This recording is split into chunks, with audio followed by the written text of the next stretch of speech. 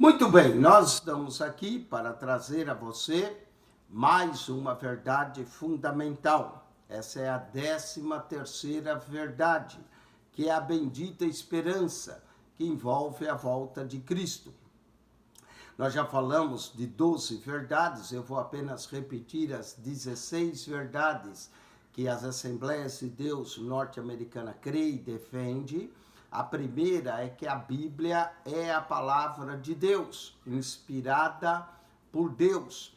E nessa primeira verdade, o que nós encontramos o que nós chamamos de bibliologia.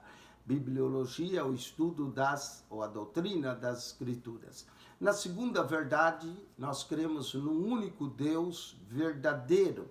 Essa verdade é o que nós chamamos de teologia. Theos, no grego, é Deus, logia, estudo.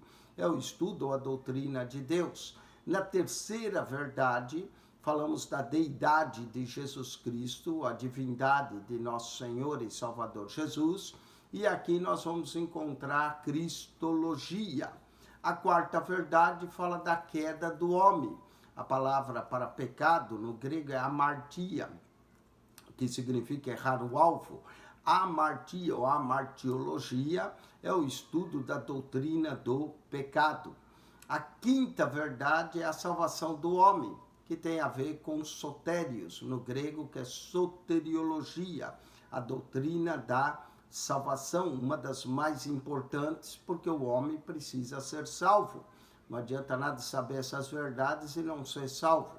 A sexta verdade tem a ver com teologia prática da igreja ou eclesiologia, que são as duas ordenanças deixadas por Cristo, batismo nas águas e santa ceia com o pão e o vinho.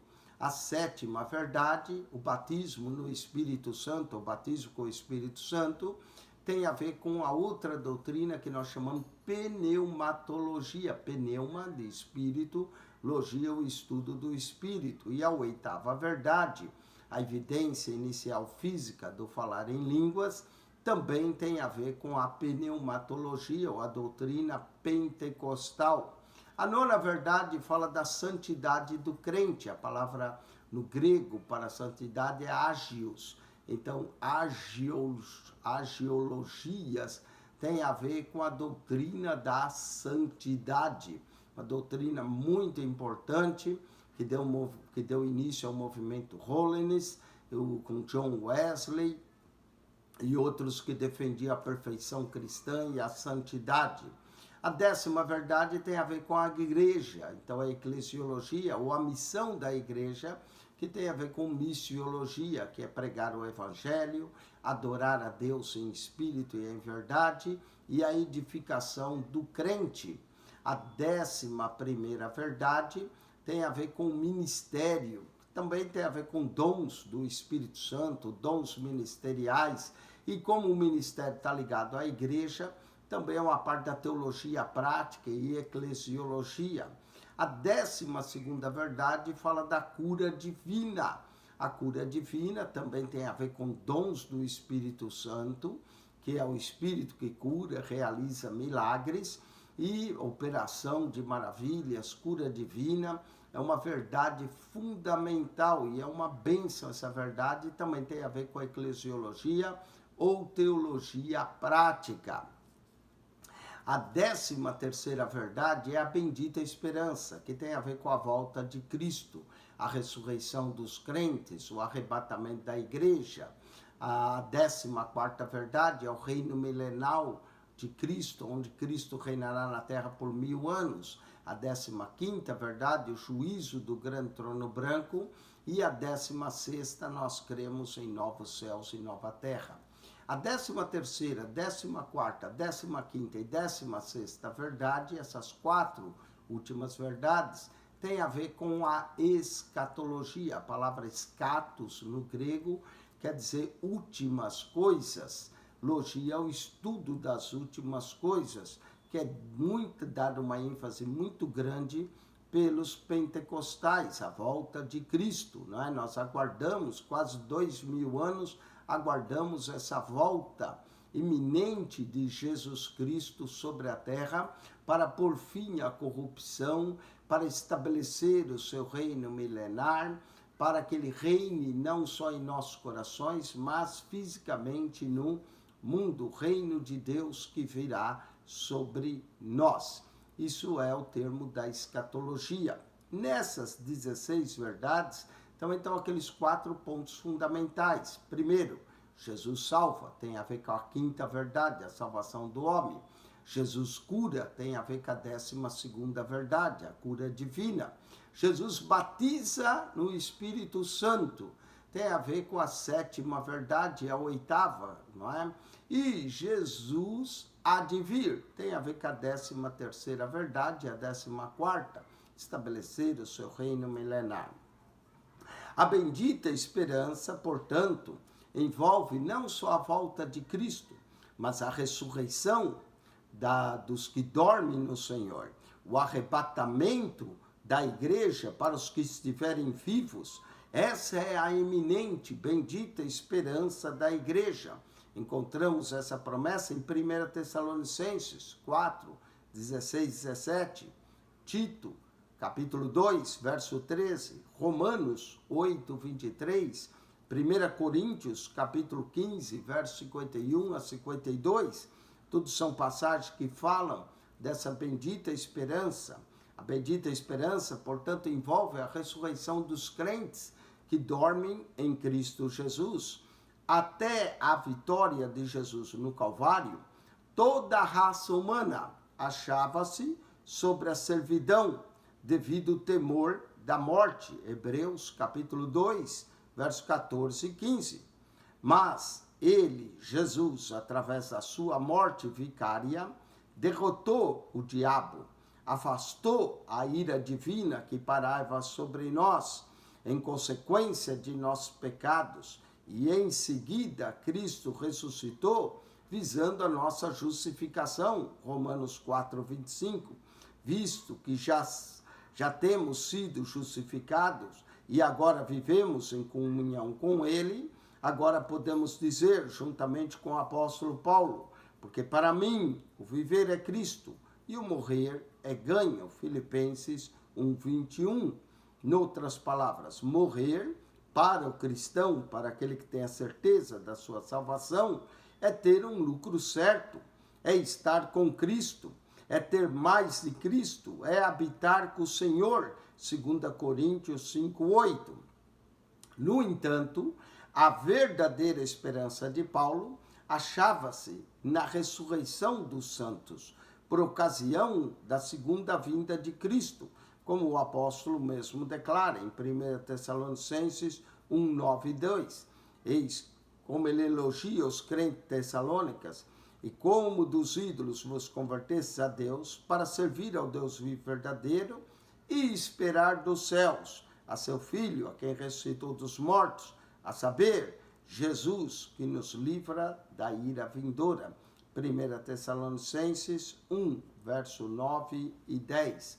A ressurreição de Cristo era o tema central da pregação da igreja primitiva. Devemos ter nela também como centro de nossa mensagem, porque ela é a garantia da nossa própria ressurreição. A ressurreição de Cristo é a base da nossa fé e esperança. Uma das grandes afirmações do Novo Testamento encontra-se nas palavras de Jesus, João, capítulo 14, 19, que diz, porque eu vivo e vós vivereis. Paulo classifica a ressurreição de mistério, da qual não havia sido revelada nos tempos do Antigo Testamento, mas que agora nos é descoberto. Olha o que ele diz, eis aqui vos digo um mistério, na verdade nem todos dormiremos, mas todos seremos transformados. No momento, num abrir e fechar de olhos, ante a última trombeta, porque a trombeta soará e os mortos ressuscitarão incorruptíveis, e nós seremos transformados. Porque convém que isto que é corruptível se revista de incorruptibilidade, e isto que é mortal se revista da imortalidade.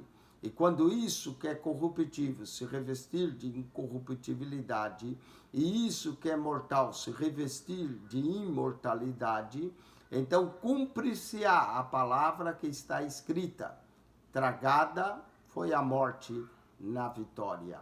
1 Coríntios 15, 51 a 54.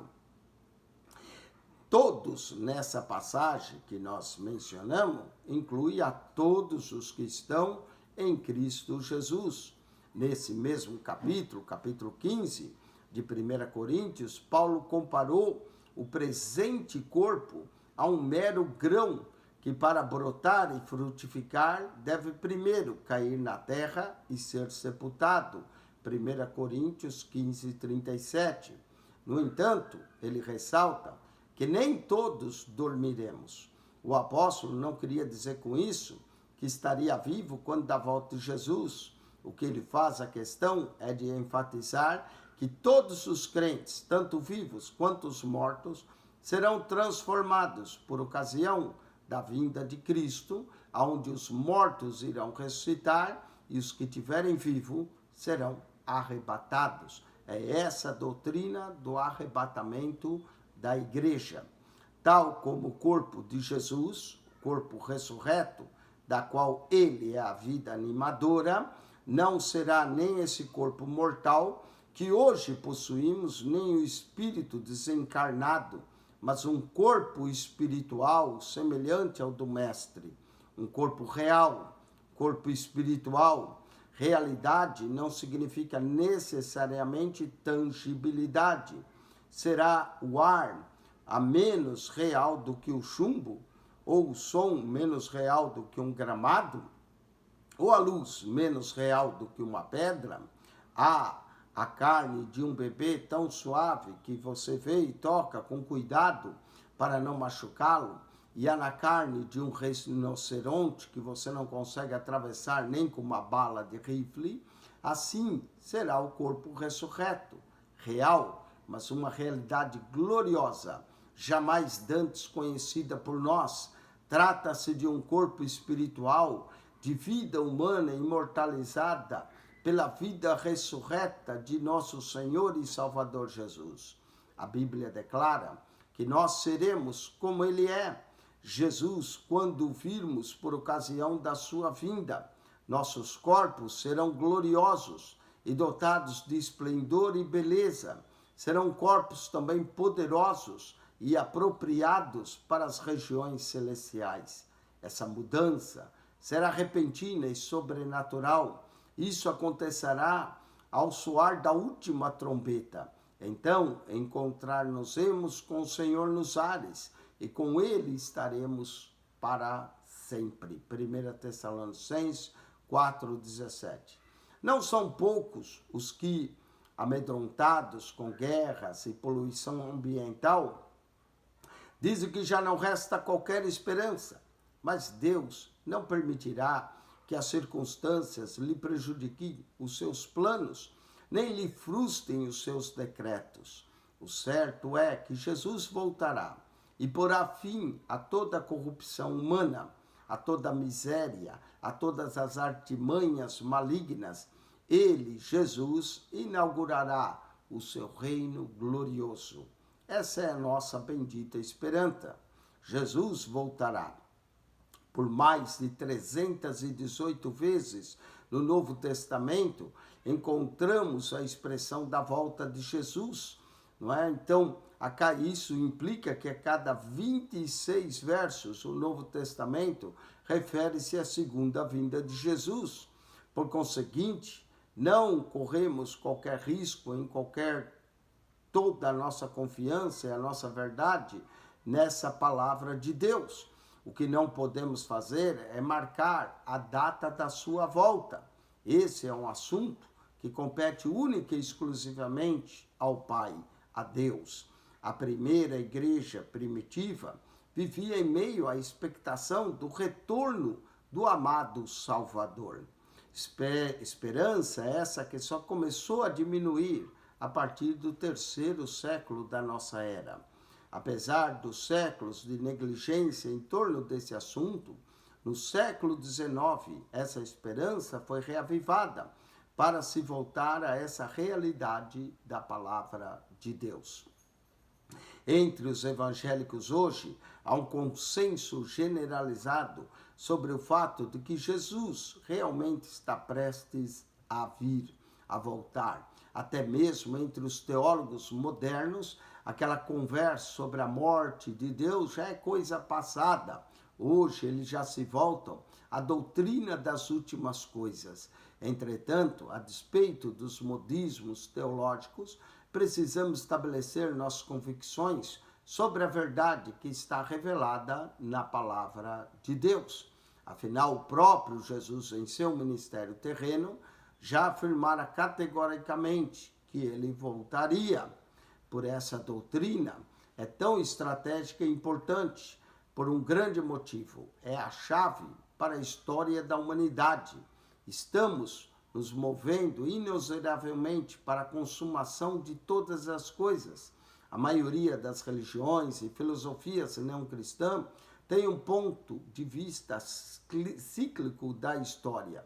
Os hindus, por exemplo, vê como se for uma roda da vida, girando sem parar, sem começo e nem fim. Mas a visão bíblica da história, ela é tanto cíclica como ela é linear. Houve sim um começo, houve um evento central, a cruz, quando Jesus bradou: está consumado, João 19:30, e assegura-nos que por ele, por intermédio de sua paixão e morte, a nossa redenção foi executada. Mas ainda não possuímos a plenitude da nossa salvação, que envolve a glorificação do nosso corpo. A herança que Cristo nos conquistou, essa tornar-se-á plena quando ele retornar para a sua igreja, onde aqueles que dormem em Cristo irão ressuscitar incorruptivelmente. Não obstante, já estamos usufruindo de muitas bênçãos provenientes da cruz. Os eventos do mundo não continuarão num processo interminável. Virá um momento em que a presente ordem das coisas, ou dispensação, haverá de chegar ao fim. As tristezas de um mundo ainda amaldiçoado pelo pecado, manchado por guerra, esmagado pela inimizade, haverá de terminar por ocasião do advento do Príncipe da Paz, quando as nações tiverem cumprido seu papel dentro do panorama que Deus traçou para a história. O Senhor chegará um dia e ordenará: basta, e Jesus então invadirá pessoalmente a ordem mundial. Todas as coisas apontam à volta iminente de Cristo. Ele é o ponto central da história. Sem ele, nossa existência não tem qualquer significado. Colossenses 1, 16, 17. Esse ensino também é importante, porque a volta de Cristo é a esperança da igreja. A morte jamais poderá ser a nossa esperança, nem jamais levaria o pecador à conversão. Nossa esperança, como igreja, é o aparecimento do noivo, pois o conceito da firme esperança na ressurreição acha-se inseparável, vinculado ao quadro da igreja como a noiva de Cristo, como ela é apresentada. Há outro ponto significativo na doutrina da segunda vinda de Cristo. É um incentivo para vivermos uma vida santa.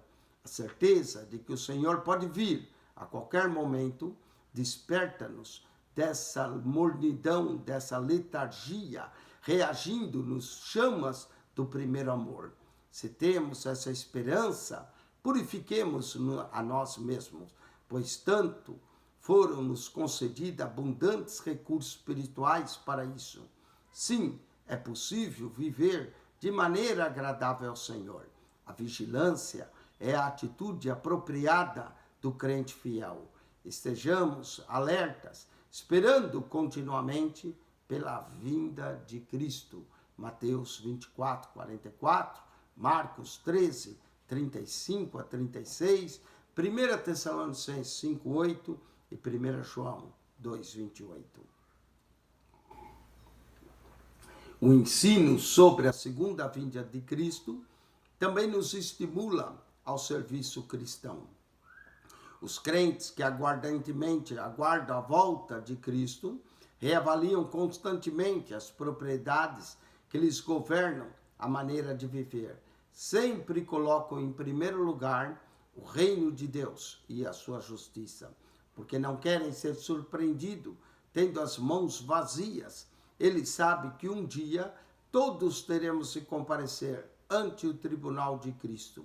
Por isso, alertam constantemente seus parentes, amigos, conhecidos e os demais pecadores a que estejam preparados para o dia glorioso da vinda do Senhor. Mateus 24, 45, 46, Lucas 19, 13, 2 Coríntios 5, 10 e 11. Mas como Jesus voltará? Ele voltará pessoalmente, João 14, 3, João 21, 20 a 23, Atos 1, 11, e de forma inesperada, Mateus 24, 32 a 51, Marcos 13, 33 a 37, ele voltará em glória, Mateus 16, 27, 19, 28 e Lucas 19, 11 a 27, e de maneira visível, como o anjo anunciou a multidão que estava olhando na ascensão no Monte das Oliveiras, da onde Cristo ascendeu ao céu. Esse Jesus, que dentre vós foi recebido em cima no céu, há de vir, assim como para o céu o vistes ir. Atos 1:11. O retorno real, visível, literal de Nosso Senhor a essa terra exclui qualquer interpretação espiritualizada, como se a sua vinda tivesse ocorrido quando da descida do Espírito no Pentecoste, ou quando da conversão de alguém, ou ainda por ocasião da morte do crente. Por que Jesus voltará? Ele voltará para receber os seus para si, João 14, 3, já com novos corpos, já semelhante aos anjos, estaremos para sempre com o Senhor, 1 Coríntios 15, 34, 54, 2 Coríntios 5, 1 a 5, 1 Tessalonicenses 4, 17. Os que morreram em Cristo ressuscitarão, os que tiverem vivos serão transformados, no momento, num abrir e fechar de olhos, 1 Coríntios 15, 52, 1 Tessalonicenses 4, 17. Ele voltará para julgar e recompensar. Julgará os crentes, distribuindo recompensa pelas obras de justiça aqui praticadas, levando sempre em conta os motivos dessa. Mateus 25, 14 a 30, Lucas 19, 11 a 27, 1 Coríntios 13, 3, 2 Pedro 1, 11. Também julgará o uso dos talentos e das oportunidades. Esse será o julgamento dos crentes, conhecido também como Tribunal de Cristo, ou julgamento, do grego, do bema. Essa é uma palavra grega, bema, encontrada em 2 Coríntios 5:10. Usa os teólogos para distinguir o julgamento dos crentes do julgamento final, que será dos incrédulos. Apocalipse 20, verso 11. Não seremos julgados com respeito aos pecados, pois esses já foram julgados e abolidos no Calvário, Isaías 53, 5 e 6, João 5, 24, 2 Coríntios 5, 21. Nosso julgamento será quanto à atuação que tivemos no reino de Deus. A segunda vinda de Cristo também removerá a força que restringe a ação plena do mal nesse mundo. Alguns eruditos acham que 2 Tessalonicenses 2, 6 a 8, refere-se ao Espírito Santo. Outros supõem que seja o poder da lei ou da ordem, e outros ainda pensam que seja a igreja. Talvez essa última seja a melhor interpretação. A igreja, de fato, é a agência pelo qual o Espírito Santo opera com influência restringidora do mal. Certamente o Espírito Santo continuará a operar na terra após o arrebatamento da igreja, pois sem a sua presença, o mundo simplesmente desapareceria. O arrebatamento. A definição da segunda vinda de Cristo é bastante ampla, é vista pelo menos de duas maneiras, e localizada às vezes para indicar o drama dos tempos do fim, abrangendo tanto o arrebatamento do crente, quanto a revelação ou manifestação de nosso Senhor Jesus Cristo em glória no Monte das Oliveiras, Zacarias 14:4. Outras vezes é enfocado especialmente para diferenciar a revelação de Cristo do arrebatamento da igreja que acontecerá. A primeira fase, nós chamamos duas fases da vinda de Cristo. A primeira fase da segunda vinda de Cristo, tomada num sentido mais amplo, refere-se ao arrebatamento da igreja. Abruptamente e sem aviso prévio, Jesus levará os que se acharem reparados ou preparados para a sua vinda. 1 Tessalonicenses 4, 16 a 18, 2 Tessalonicenses 2:1. Os que estiverem em Cristo, tanto os ressuscitados quanto os que se encontram vivos, serão conjuntamente arrebatados. O vocábulo grego aqui é apargiosmeta, significa arrebatamento poderoso. As nuvens, possivelmente nuvens em glória, para se encontrar com ele nos ares.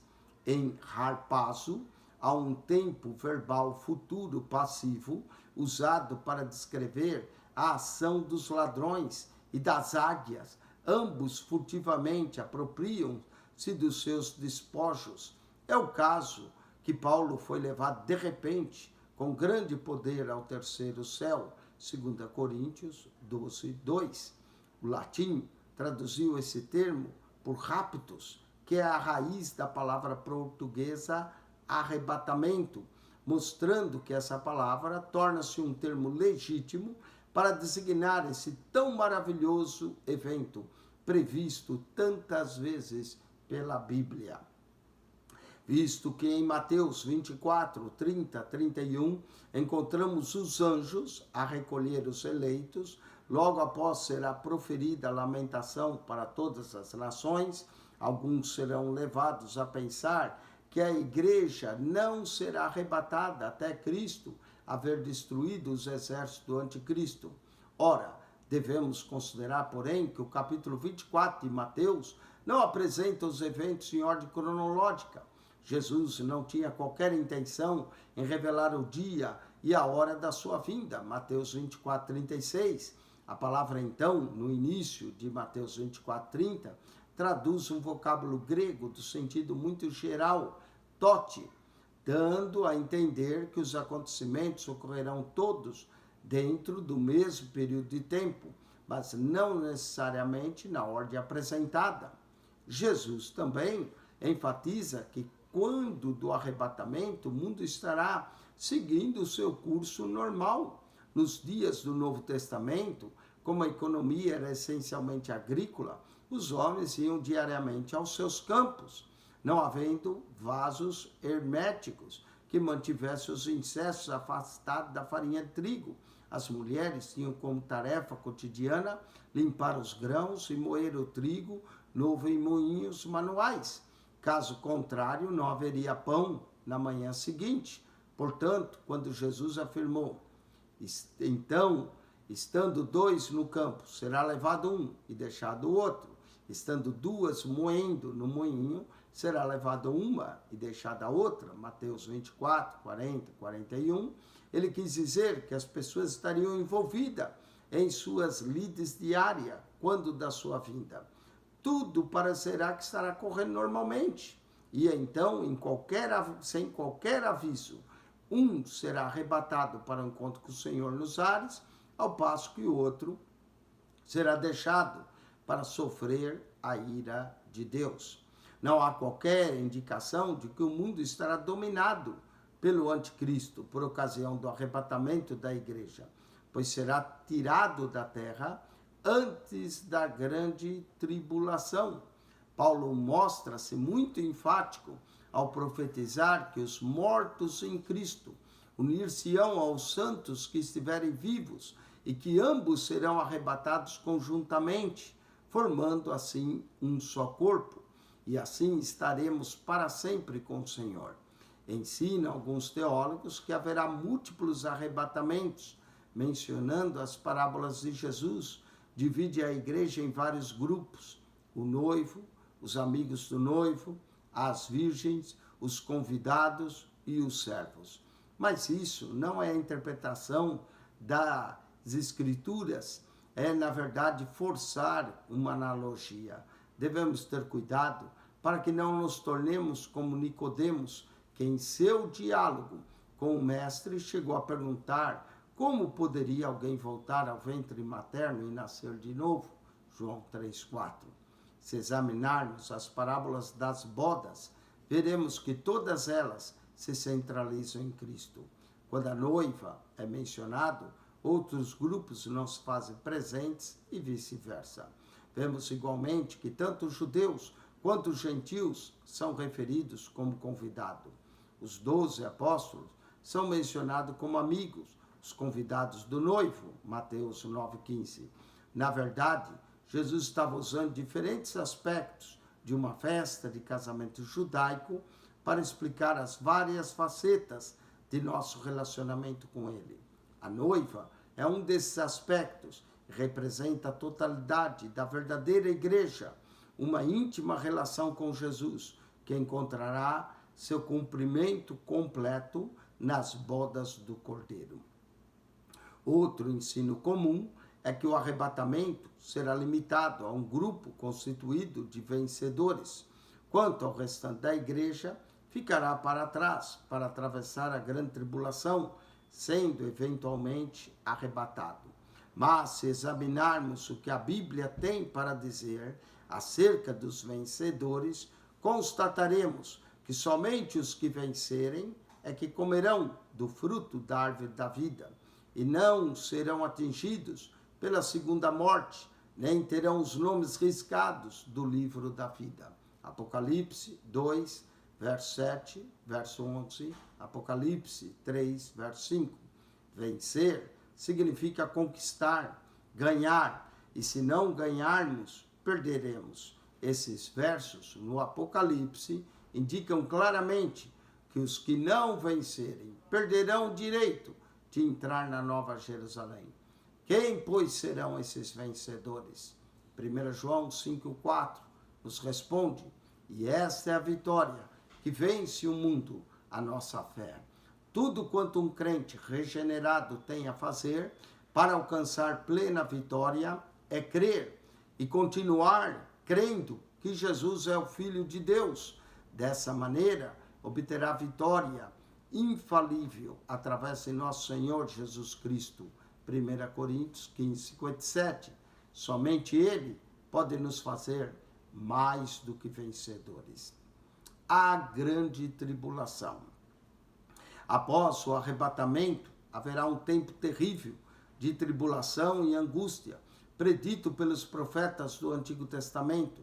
Daniel refere-se a uma tribulação jamais dantes experimentada. Daniel 12:1. Mateus 24, 21 a 29, descreve-a como a grande tribulação, e Apocalipse 3:10 descreve como a hora da tentação que há de vir sobre todo o mundo para tentar os que habitam na terra. Jeremias, por sua vez, prediz que essas trevas seria o tempo da angústia de Jacó. Jeremias 30, versos 4 a 7. Tanto Isaías quanto Zacarias falaram acerca da indignação de Deus com os habitantes da terra. Isaías 24, 17 a 21, Zacarias 14, 1 a 3. Quando terá início a grande tribulação? Mateus 24, 30 localiza a grande tribulação como tendo lugar por ocasião do glorioso retorno de Cristo. É evidente, pois, que a tribulação ocorre entre o arrebatamento e a manifestação ou revelação de Cristo. Temos outras garantias de que o arrebatamento realmente ocorrerá antes da tribulação. Eis o que diz 1 Tessalonicenses 5, 9 e 11. Porque Deus não nos destinou para a ira, mas para a aquisição da salvação por nosso Senhor Jesus Cristo, que morreu por nós, para que quer vigiemos, quer dormamos, vivamos juntamente com Ele. pelo que exortai-vos uns aos outros e edificai uns aos outros, como também o fazeis. Jesus, pois, é o nosso libertador e preservador. Somente ele nos resgata da ira vindoura. Seu sangue é mais do que suficiente para salvar-nos da ira. Durante a grande tribulação, Deus descarregará a sua ira sobre o mundo. As palavras, quer vigiemos, quer durmamos, de 1 Tessalonicenses 5, 9 a 11, refere-se à preocupação dos crentes de Tessalônica quanto ao destino dos mortos em Cristo. Esses ressuscitarão primeiro, e então nós, os que tivermos vivos, seremos arrebatados ao encontro do Senhor nos ares. Assim, estaremos para sempre com o Senhor. 1 Tessalonicenses 4, 17.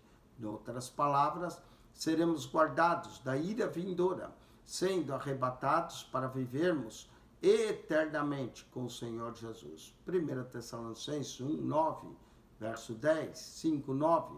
Contexto de 1 Tessalonicenses 5, 9, mostra-nos que a ira divina virá, de fato, após o arrebatamento, isto é, durante o tempo da grande tribulação. Fica mais evidente, pois que nenhuma parte da Igreja de Cristo será deixada na terra para sofrer os julgamentos de Deus durante a tribulação. Esse julgamento será a plena manifestação da ira de Deus. E conforme João salienta e outros homens que não foram mortos por essas pragas, não se arrependerem das obras de suas mãos. Apocalipse 9, 20. Isso exclui a presença de crentes sobre a terra nesse período. No capítulo 16, o Apocalipse, os juízos são tais que ninguém poderá esconder em parte alguma. Não haverá abrigo contra a ira de Deus. Muitas outras passagens também falam sobre o dia da ira, que revelará aos justos julgamentos de Deus sobre os corações impenitentes dos rebeldes. Romanos 2, 5, Efésios 5, 6, Colossenses 3, 6. Não nós, os crentes, não estamos destinados à ira. Muito frequentemente, os que afirmam que a igreja passará pela grande tribulação, salienta, Deus não prometeu que a igreja escaparia da tribulação e do sofrimento. O que eles não sabem é que a Bíblia usa a palavra tribulação no grego de tilips, ou tlipes, de suas duas maneiras diferentes. Algumas vezes refere-se à aflição, perseguição, pressão, angústia, que nos são causadas por um mundo ímpio. Ela também é traduzido por aflições. Quando Paulo fala de nossas tribulações diárias, que são comparadas à eternidade durante apenas um momento, porque a nossa leve e momentânea tribulação produz para nós um peso eterno de glória muito excelente. Mas os julgamentos da tribulação, referido em Apocalipse, não pertencem à mesma classe representada antes da ira de Deus. Como próprio Davi disse, muitas são as aflições do justo, mas o Senhor livra de todos. Salmo 34, 19. Mas não estamos esperando a ira para que vivamos ou morramos. Aguardamos o arrebatamento para estar sempre com o Senhor. 1 Tessalonicenses 4, 17. Tendo isso em mente, Paulo encoraja os irmãos de Tessalônica para se edificarem mutuamente, como já vinham eles fazendo. Obviamente, o apóstolo se refere ao arrebatamento. Quanto tempo durará a grande tribulação? Embora não haja uma resposta clara, há diversas referências que poderão nos ajudar à questão. Elas parecem indicar um período de 7 anos. A chave aqui é o desvendamento do mistério das 70 semanas.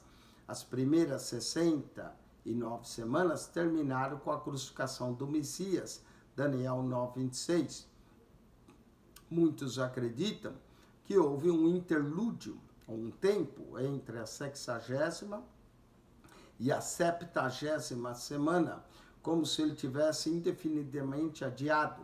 Esse interlúdio é chamado a Era da Graça, quando a influência restringedora da operação do Espírito Santo através da igreja for removida por ocasião do arrebatamento, então terá início a última e terrível semana. Uma semana parece ter a significação de 7 anos. Apoiando esse ponto de vista, temos as seguintes referências: Daniel 7:25, Daniel 12:7 e Apocalipse 12:14. Nessas, a última metade da 70ª semana é assim designada tempos e metade de um tempo, ou seja, 3 anos e meio ou 42 meses, Apocalipse 11:2 e Apocalipse 3:5, ou mesmo 1260 dias, Apocalipse 11:3 e Apocalipse 12:6. O anticristo.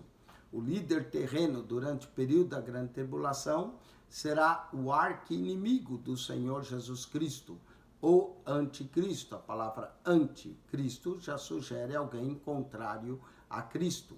A palavra anti tem o sentido básico no grego, também em lugar de, e nem sempre, e não contra. Ela não dirá ser o anticristo, antes reivindicará ser o Messias, o verdadeiro Cristo, no lugar de Cristo. Embora haja alusões e características por todo o Antigo e Novo Testamento, a mais clara representação desse adversário de Deus aparece em 2 Tessalonicenses 2, 3-9.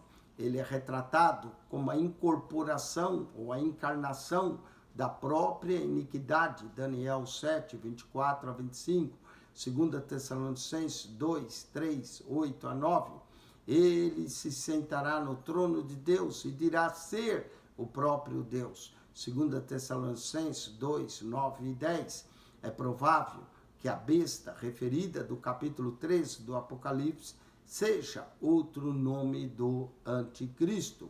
Esse, porém, há de se revelar sua verdadeira natureza, principalmente ao povo judeu, ao cometer o sacrilégio conhecido como em Daniel como abominação desoladora, Daniel 11:31, Daniel 12:11, Mateus 24:15, Marcos 13:14.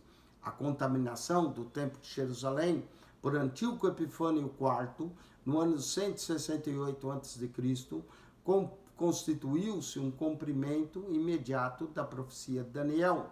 No entanto, ela tem um significado escatológico a longo prazo. Jesus a viu como ainda um acontecimento futuro, Mateus 24:15. O destino do anticristo será um rápido e inexorável julgamento por parte do Senhor Jesus, quando sua revelação e intervenção como Rei dos Reis e Senhor dos Senhores. Apocalipse 19, 11-16. A batalha do Armagedon, o último e grande conflito das nações, que será instigado pelo anticristo, culminará no triunfo de nosso Senhor. Quanto ao anticristo e aos seus aliados, serão todos eles lançados no lago que arde em fogo e em enxofre. O tempo da vinda de Cristo. O Senhor advertiu-nos quanto ao tempo da sua vinda.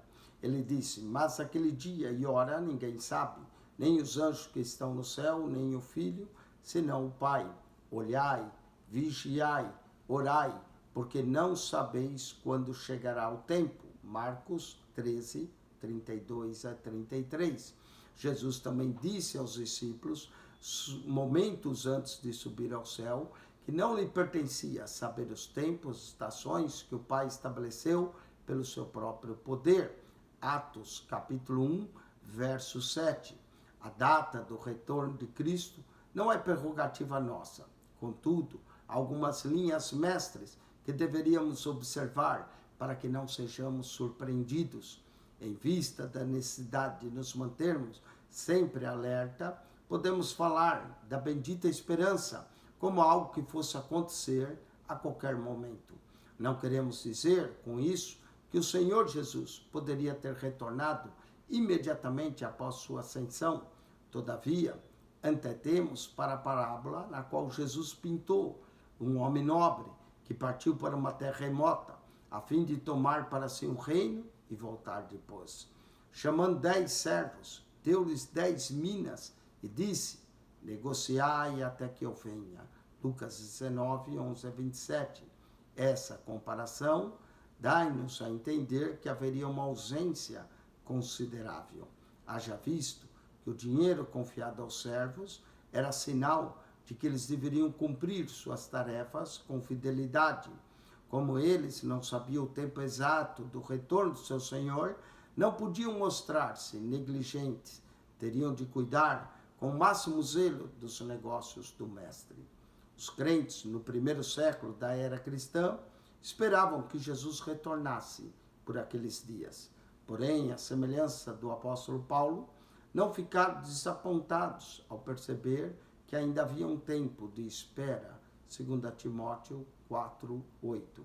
De igual modo, devemos manter sempre em obediência a grande comissão, Mateus 28, 19-20, Atos 1:8, pois esse evangelho do reino será pregado em todo o mundo em testemunha a todas as gentes, então virá o fim, Mateus 24:14. Será como for, jamais nos esqueçamos que Jesus breve virá. Eis o que ele mesmo enfatizou.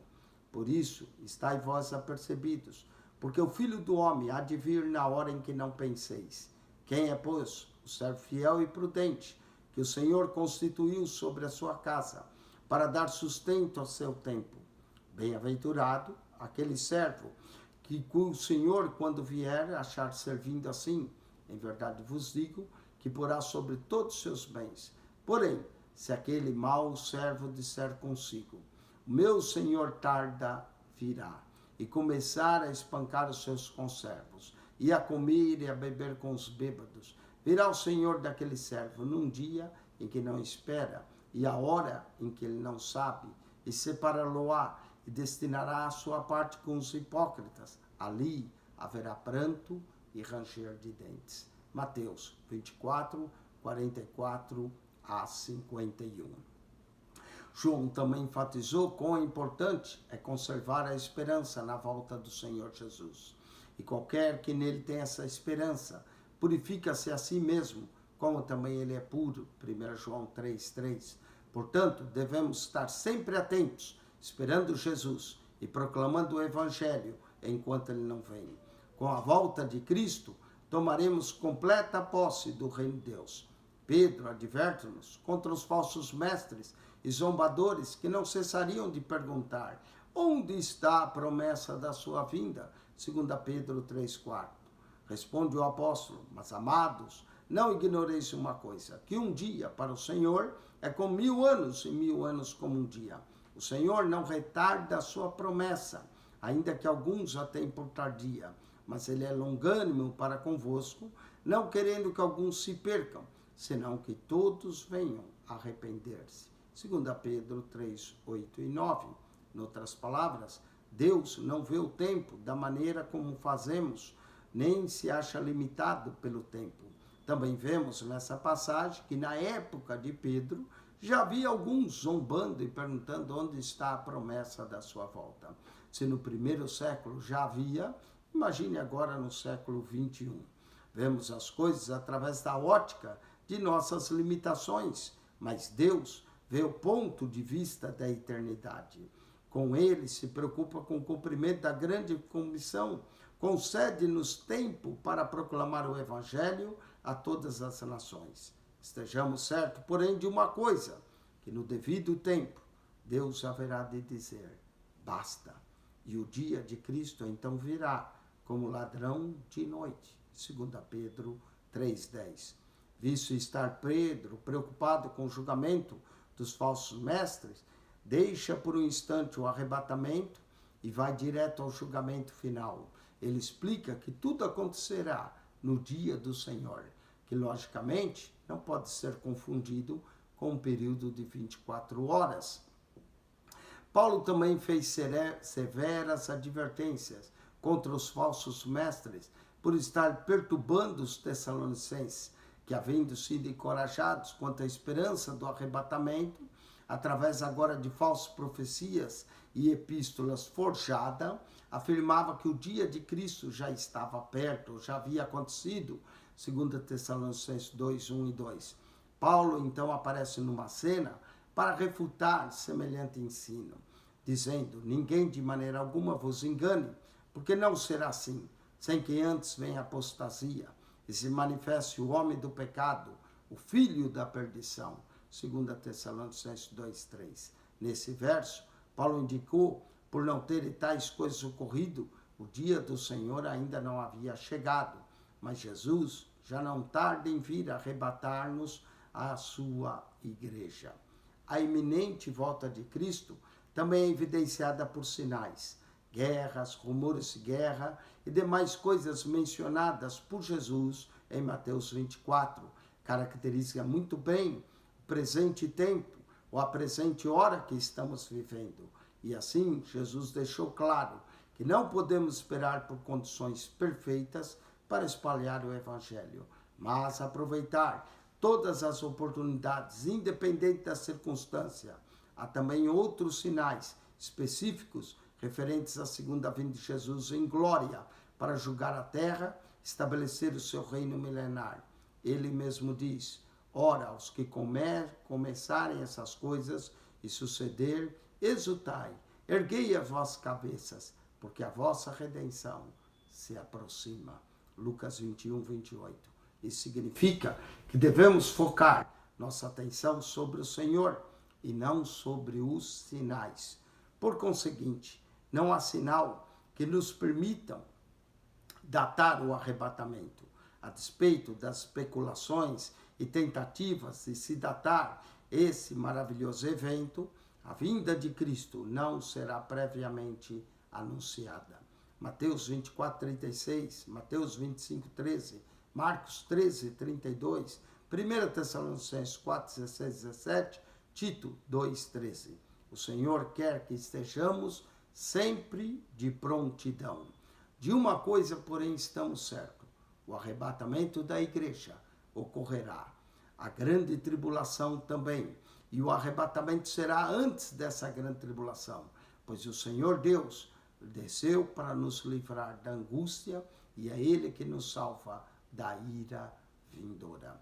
Que eu e você esteja preparado para o momento glorioso da bendita esperança, do toque da trombeta, porque o arcanjo descerá e soará a trombeta, e os que morreram em Cristo ressuscitarão primeiro. Depois nós seremos arrebatados para encontrar com Ele nos ares. Que Deus te abençoe, que essa esperança bendita esteja em você e que você possa crer na volta de Cristo e se encontrar digno de estar em pé diante do Filho do Homem. Quem esteve convosco mais uma vez, Pastor Eugênio Piacentini. Se gostou, coloque o sinal de joinha, subscreva o nosso canal, ajude-nos a divulgar. Nós aqui estamos pregando a palavra de Deus. Já fizemos também um comentário de toda a Bíblia para você. Somos o único que comentamos toda a Bíblia para você até agora, né? De Mateus ao Apocalipse. Segredo, ao entrar no nosso canal, clique na foto, vai no playlist, ou então na lista das pastas, você desce o scroll do seu celular, vai ali, você vai encontrar as pastas em ordem: Mateus, Marcos, Lucas, João, Atos, até o livro do Apocalipse. Depois do Apocalipse tem uma pasta sobre a Bíblia, sobre interpretar a Bíblia, e depois tem Gênesis, Êxodo, Levítico, Números, Deuteronômio, até Malaquias. Temos também uma pasta sobre os livros deuterocanônicos, temos outra pasta sobre o período interbíblico, outra pasta sobre teologia da história cristã, teologia, a história do movimento pentecostal, e essa pasta, as 16 verdades bíblicas. É muita pasta de estudo para você, são quase 1.200 vídeos, 900 horas de estudo da palavra de Deus. Você precisa muito tempo mesmo para assistir. Se assistir um vídeo por dia, leva 3 anos para se assistir tudo. Que Deus te abençoe, que a graça de nosso Senhor e Salvador Jesus, o amor de Deus, nosso Pai, e a comunhão do Espírito Santo seja com você. Deus nos abençoe, em Cristo Jesus. Pastor Eugênio Piacentini, PR Eugênio Piacentini, é o título do nosso canal. Deus te abençoe. Amém e amém.